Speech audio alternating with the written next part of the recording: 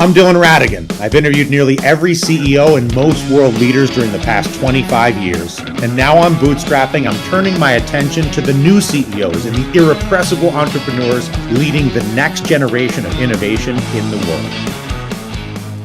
Our guest today, Felena Hanson, her company, HeraHub, her book, Flight Club, Rebel, Reinvent, and Thrive, How to Launch Your Dream Business.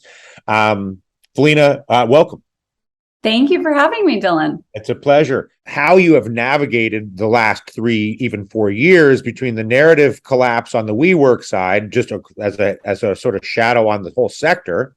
Yep. And then probably more fundamentally, it was illegal or highly ill-advised for groups of strangers to go to buildings and work together for some time. Initially, we started the same year as WeWork. We've been doing this now 11 years, so been in this space for a very long time. WeWork initially was great for us because they spent millions of dollars telling people what co-working was, and we didn't have to go educate the market. And I've talked to co-working space operators across the country. Many closed their doors during the pandemic.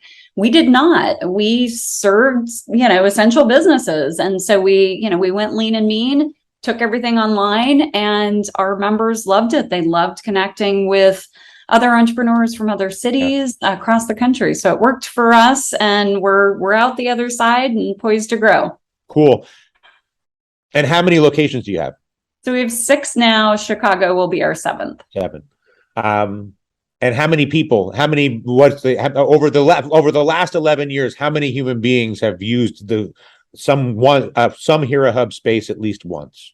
Yeah, so we've supported over 13,000 entrepreneurs in either the launch or the growth of their business in the last 11 years.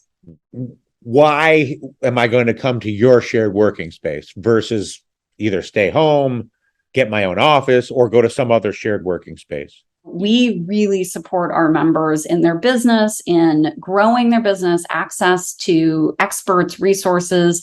We do 15 to 20 hours a week of live virtual programming for our community globally.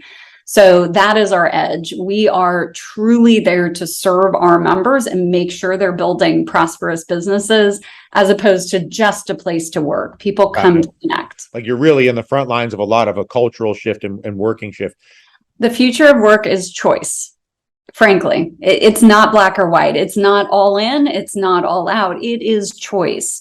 And that is where co-working spaces really, really are poised to thrive. It is that third space, that in the middle where you can come together when you need to, but not have to be saddled. These corporations are saddled with so much real estate that's not being used right now. It's a huge burden on the balance sheet. And so co-working spaces are that middle option, right? Teams can come together, they can support each other, and they can go different places too. Well, you're talking your own book here, but I don't blame you for it, because what you're saying is work remote. Yeah. And when you need to come together for work, use my office, not your office, basically. And now you don't need an office. This is your pitch to Jamie Dimon. You're like, you don't need to own that building on Park Avenue. Exactly. And banking is different. That's an exaggeration. I realize there's a hyperbole there. Yeah. Yes, certain industries are not going to change as fast as others, of course. But you will never get back to the world where the big guy or the big girl can say, everybody come back to work. No, and we're seeing it. The quitting culture, right? Like, I'm just going to do we used to call it slacking. Now it's got, a new term, right? But I mean, we are seeing it. The next generation is driving it. And if companies want to be able to employ smart people, they're going to have to give. My whole business model is to support female entrepreneurs in the launch and growth of their business. However, I do that through online programming, through physical space. I'm not a real estate company. I'm a community building platform. And so our lesson was, don't go raise hundreds of millions of dollars and light it on fire, frankly. Grow smart, grow in a way that is sustainable as opposed to something that is just trying to grab media headlines. Yes, her name is Felena Hanson. I'm Dylan Ratigan. This is Tasty Trade. This has been Bootstrapping. More Tasty Trade right after this.